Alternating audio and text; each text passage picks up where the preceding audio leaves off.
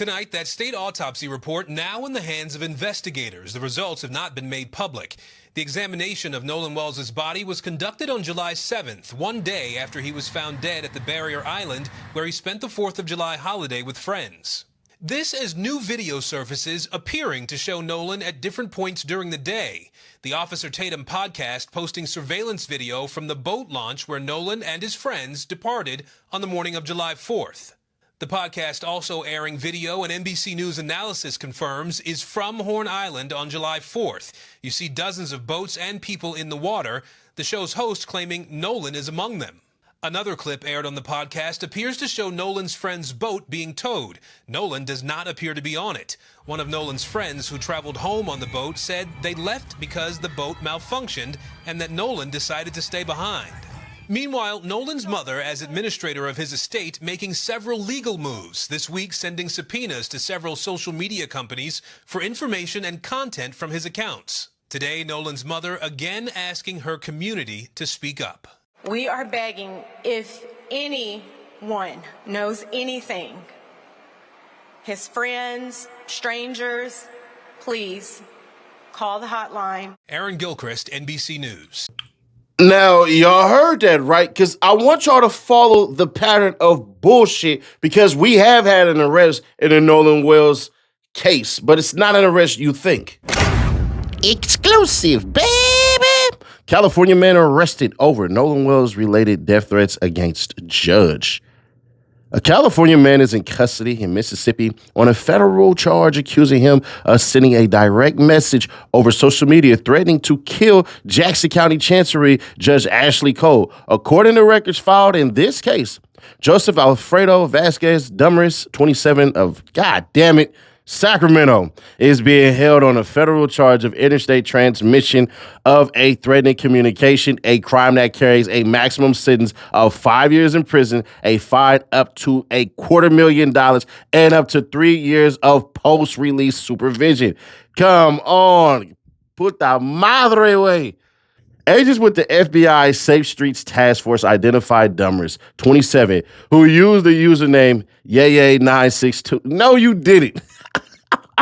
By tracing email IP addresses associated with the account, including Moneybag EOJO 1916. If you don't know, 916 is Sacramento's area code at gmail.com, along with a birthday, phone number, and street address linked to the account. Boy, they was on your heels. Why would you do this way? Anyways, investigators said the information resulted in the identity of Dumers as the user behind Yay962 account that has sent the messages to Cole. The charged document also cited one of many messages Dumers sent to Cole, including some previously cited by Cole that included threats with pictures of her children.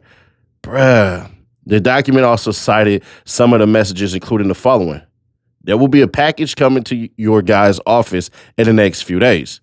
It's going to blow you away when you see it, LOL. Probably best to have the boys there to see it as well. Blood. So much blood everywhere. Hard to clean, especially from a boat. But yours will be quick, I promise. I got all you info. Not even the FBI can stop this. Now, hold on. That was only done not too long ago. And if you catch the theme, you catch the thing. Where if Nolan Wells' friends are completely innocent, they'll be exonerated. But if they're not, they're going to be caught because it goes into further detail of how they find out all of this shit on social media that is supposed to, quote unquote, get you caught. I find it fascinating how when the FBI gets involved, shit gets done. And from the beginning of this, we see the FBI. Let's finish this story up. Right? Once the package is open, the timer will start. And then you will have maybe 10 seconds or less to ask God for forgiveness. Other messages allegedly threaten that Cole's sons are going to be strangled. Why would you say this? Dumers in 2019 was arrested by the Sacramento Police Department on suspicion of exposing himself to and then attempting to kidnap a 13-year-old girl outside an elementary school, according to the Sacramento Bee. Oh, keep his ass. Yeah, man, nigga, we don't need you, bro. You need to go over to the MAGA. That's them. According to an entry in Megan's Law, California ex-offender registry, Dumers was convicted in 2019 of annoying a child under 18 years of age, and in 2020 of sending harmful matter with the intent of seducing he was released from prison in California in 2023. According to the registry, he is listed as being a transient in Sacramento. So he ain't from Sac. All right, cool. Federal authorities said the direct messages were sent to Cole's Facebook account in the aftermath of the disappearance and subsequent death of Nolan Wells, 18 years old, of Ocean Springs. Let me do this. Show you how to do this right here in real time. You feel me?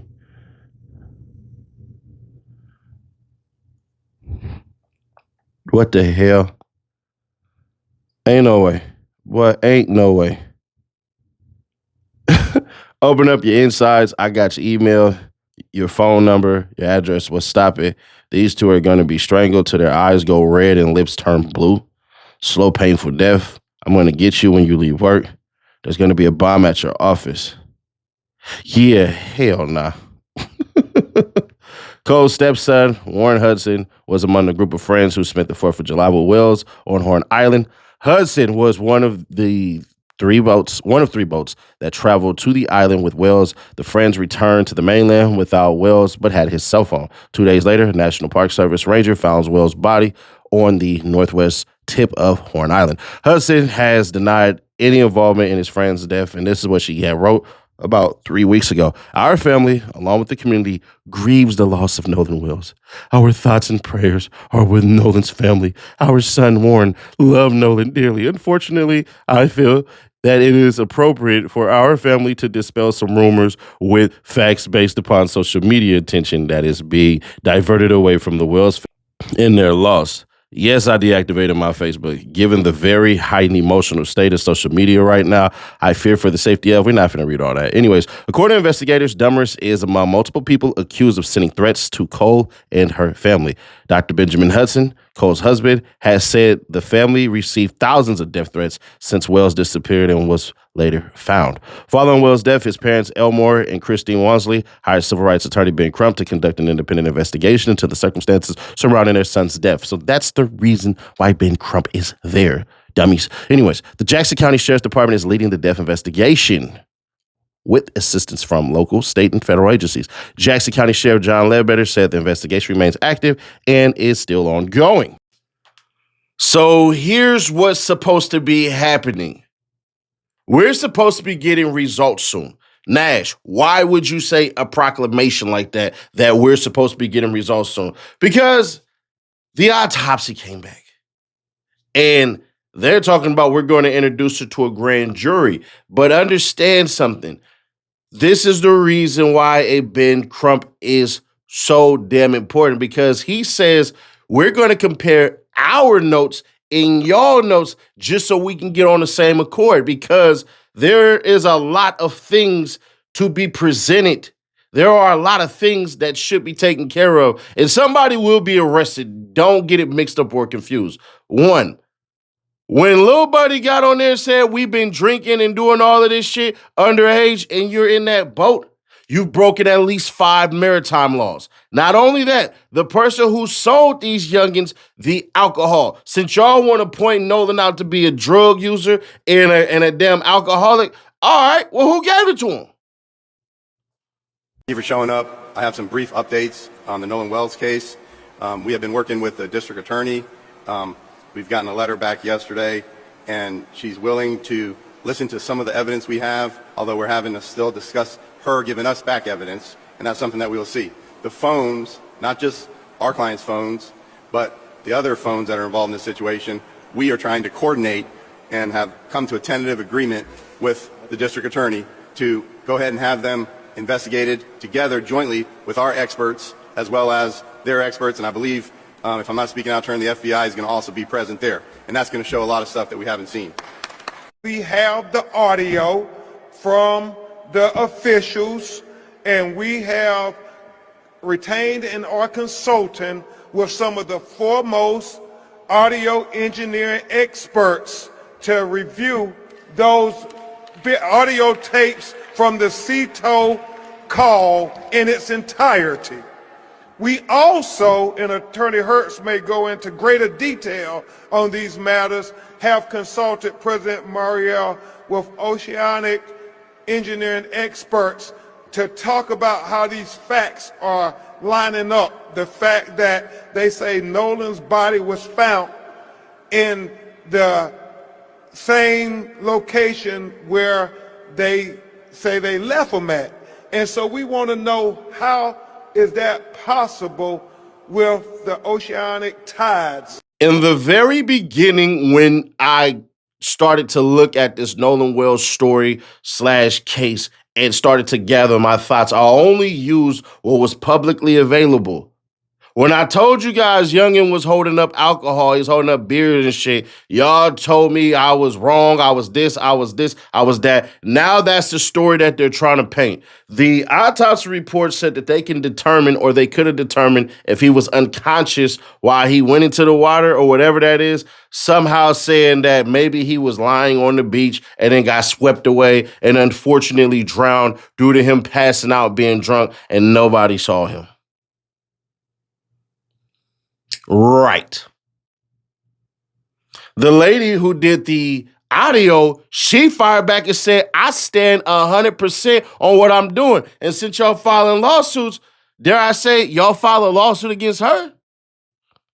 Alexis Tereszcuk joining us out of LA, just joining us now, Crime Stories investigative reporter as well. Alexis, the transcription, I want you to listen to it, Alexis, as we play it again. This is obtained from the Mississippi Department of Marine Resources. It's not something we just found on TikTok. Listen.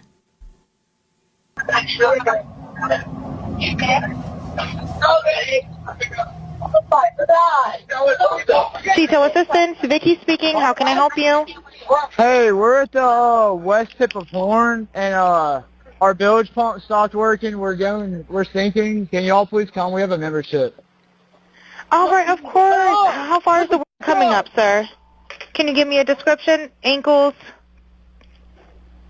What'd you say? Hey.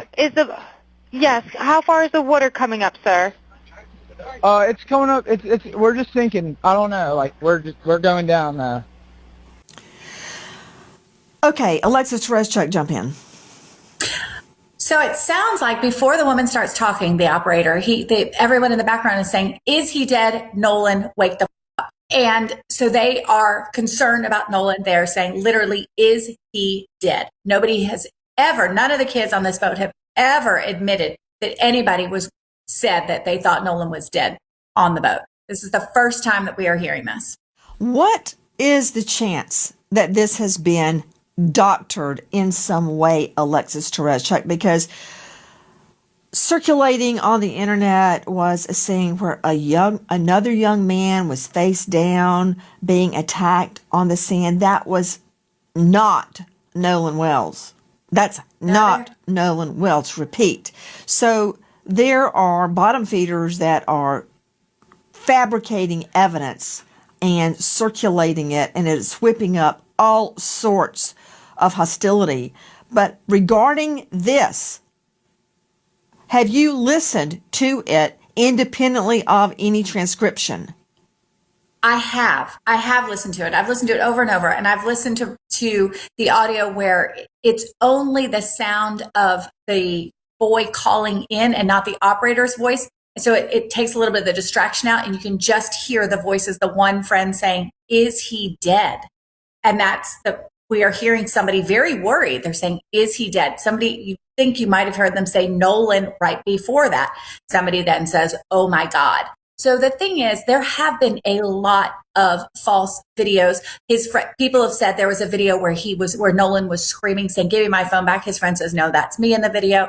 There have been tons of AI generated videos and images and things, but this is the official audio from the organization. Let's hear the youngins explain this away to Brandon Tatum, because you're not a police officer, so calling you Officer Tatum is disrespectful to the police.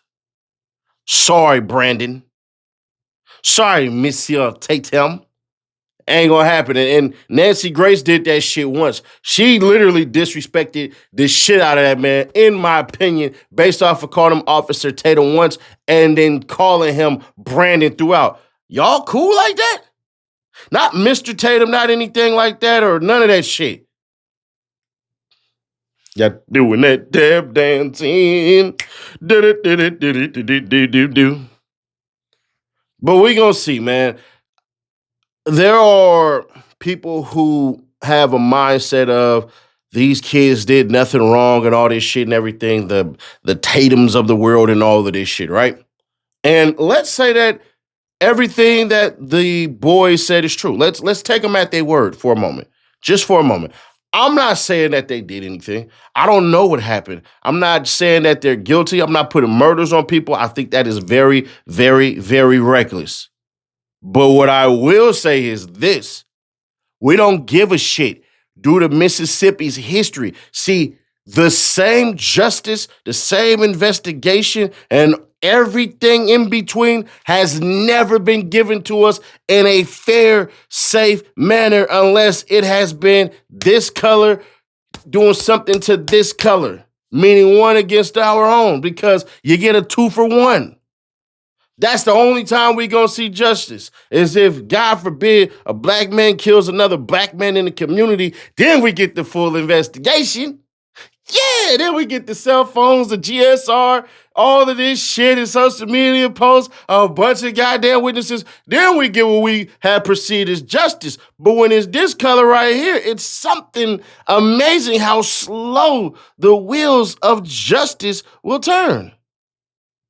So with all due disrespect to Mississippi, justice, you're going to have to prove it to us every single damn time, because be true to what you said on paper. You need to make sure that what you gift and give us is the truth, and we won't settle for less than, because last I checked, every single tax dollar gets given to Mississippi and given to the feds. They don't give a damn about the skin color. They gonna take that money anyways. It's the dispersal of them resources that we have a problem with. If you don't like what I said, I don't give a shit. Because at the end of the day, if we're all supposed to be American citizens, make sure America does right by all of its citizens. And that's the point of why I'm jumping in this shit. Not to say them boys did something wrong. I don't know what they did. Maybe they did. Maybe they didn't. But when y'all president tore out a whole ad with the Central Park 5, never apologized for that shit or anything, and y'all swept it under the rug, I didn't. But subscribe, turn on the bell to notify, share to keep your people aware for all the updates and exclusives. Click right here, though, to see how Takeoff's murder trial is in very, very, very bad terms right now. Breaking news, nobody else has this shit. Click right here for that update, or click right here for the playlist, and I will catch y'all in the next one.